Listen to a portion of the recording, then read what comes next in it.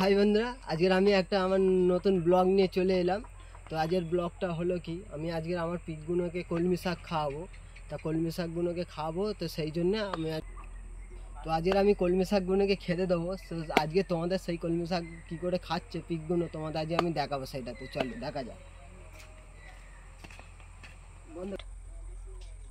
তো চলো, এই সেই কলমি শাক, আজকের আমি এই কলমি শাকগুলোকে ওদেরকে খেতে দেবো।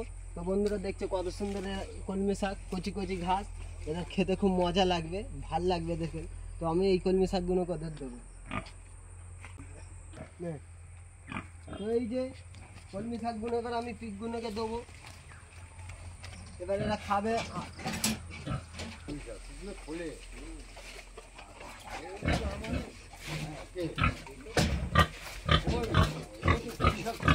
আমি দিলাম এদেরকে খেতে, তো আমি এদেরকে খেতে দিলাম, তো ওরা খাচ্ছে। এবার ওইটাকে দেবো, ওই কালোটাকে দেবো।